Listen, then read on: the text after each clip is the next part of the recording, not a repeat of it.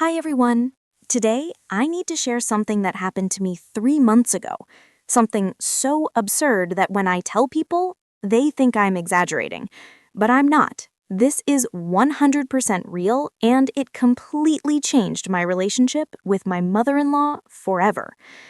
My name is Jessica. I'm 32 years old, and I've been married to my husband David for 4 years. We have a beautiful life together. We both work, we bought our first house 2 years ago, and we've been slowly decorating it exactly the way we want.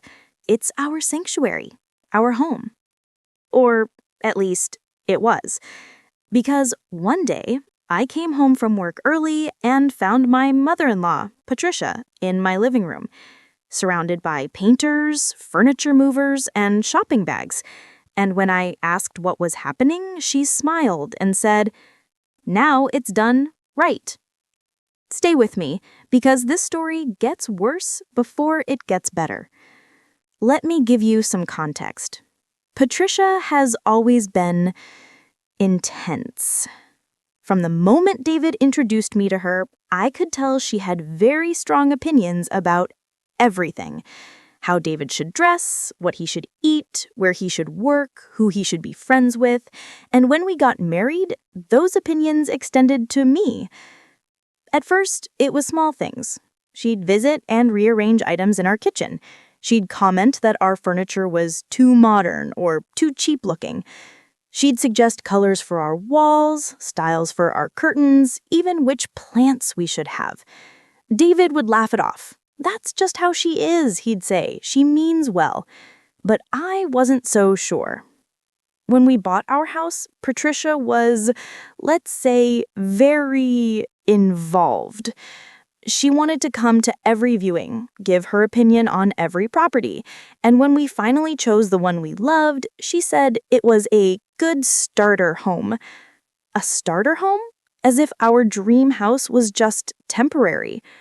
David and I spent months making it ours. We painted the walls soft gray and white. We bought furniture that matched our style, modern and minimalist. We hung art that we loved. We planted a garden. Every single detail was chosen by us together. And we were so proud of it. Patricia visited often. Too often, honestly. She'd show up unannounced, let herself in with the spare key David gave her for emergencies, and make herself at home. She'd critique our choices, suggest improvements, and sometimes even move things around when she thought we weren't looking. But we dealt with it. We set some boundaries, David talked to her, and things seemed to calm down. Until that day. It was a Tuesday. I had a doctor's appointment in the morning, so I told my boss I'd work from home in the afternoon. David was at the office, as usual. I came home around 11 a.m., expecting a quiet house where I could make some lunch and settle in for work. But when I opened the door, I heard voices. Lots of voices. I walked into my living room and froze. There were at least 5 people in my house. 2 painters were covering my beautiful gray walls with beige paint. A furniture delivery guy was unwheeling a massive floral couch into my living room. Another person was taking down my modern art pieces and replacing them with generic landscape paintings. And in the middle of it all, directing everyone like a conductor, was Patricia. She was holding fabric samples, pointing at walls, and smiling like she was on a home makeover show. I couldn't move. I couldn't speak. I just stood there watching strangers destroy everything David and I had built. And then Patricia saw me. "Oh, Jessica, you're home early." She said it so casually, like this was completely normal, like she hadn't just invaded my home and was actively redecorating it without permission. I found my voice. "Patricia, what? What is going on?" She smiled that smile, that condescending, "I know better than you" smile. "I'm fixing the house, dear. It was just so plain, so cold. A home needs warmth, personality. So I decided to help." Help. She said help. You decided to help. I repeated slowly, trying to process what I was hearing.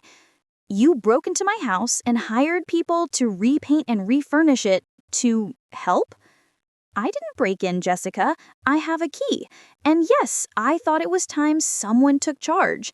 You and David are so busy with work, you clearly don't have time to make this place look proper. Proper. My home wasn't proper? I looked around at the beige paint, the floral couch that looked like it belonged in a 1980s hotel lobby, the generic paintings. This wasn't warmth. This wasn't personality. This was Patricia's taste being forced into my space. Stop, I said. My voice was shaking. Everyone, please stop what you're doing.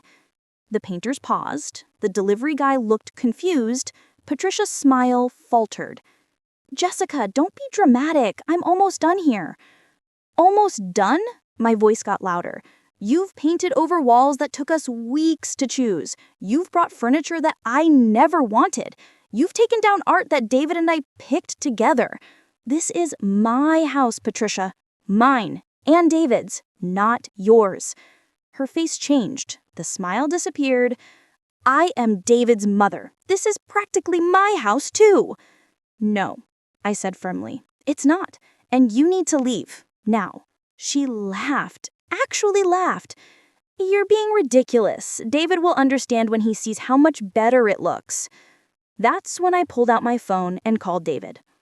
He answered on the second ring. Hey babe, what's up? David, you need to come home right now. Your mother is in our house with painters and furniture delivery people redecorating everything without our permission. There was silence. Then, what? You heard me. Come home. Now. I hung up and turned to Patricia. David is on his way. Until he gets here, everyone stops working.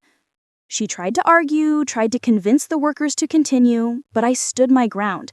I told the painters to put down their brushes. I told the delivery guy not to unwrap the couch. I took photos of everything as evidence. And I waited. David arrived 20 minutes later. He walked in, looked around, and his face went pale. Mom, what did you do? She immediately switched tactics. She became sweet, vulnerable. Davy, honey, I just wanted to help. The house needed some life, some color. I thought you'd be happy. Happy? David's voice was tight. Mom, you broke into our house and changed everything without asking us. How could you think we'd be happy? I have a key. It's not breaking in. That key is for emergencies, Mom, not for redecorating our home behind our backs. For the first time, I saw David truly stand up to his mother. He told the workers to stop, apologized to them, paid them for their time, and sent them away. He carefully took down the new paintings and brought back our art. He told the delivery company to take the couch back. And then he turned to his mother. You need to give me your key, right now. Patricia's face crumbled. David, you don't mean that. I do. You crossed a line, Mom, a huge line. You don't get to come into our home and change things without permission. You don't get to decide what's proper for us. But I'm your mother.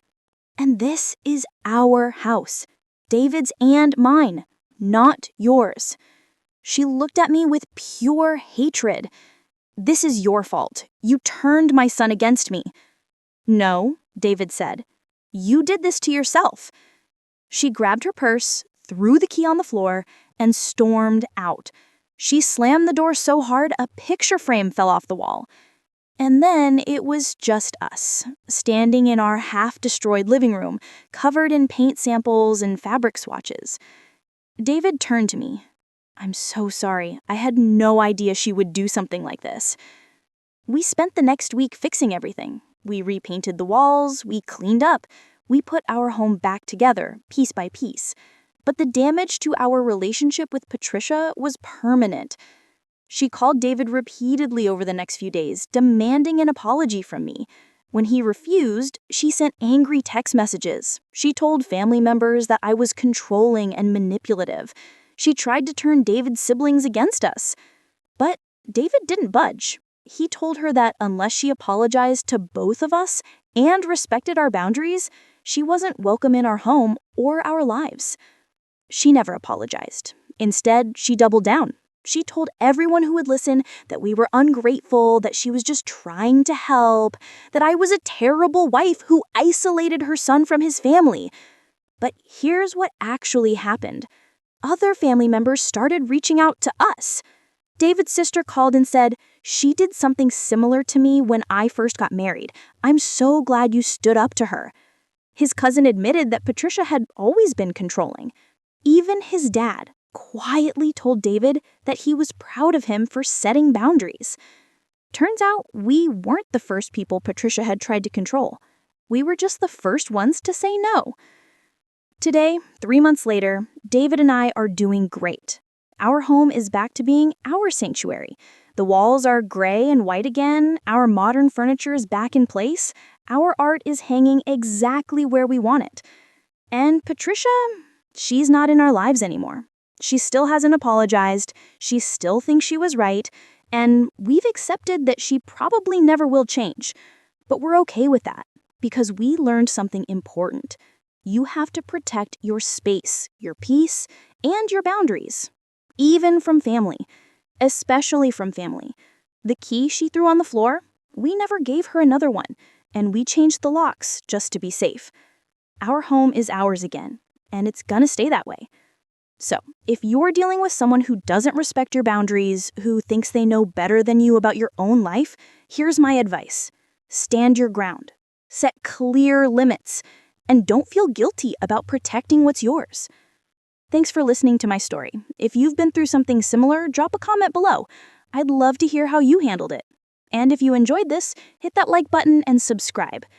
Until next time, remember, your home is your sanctuary. Don't let anyone take that away from you.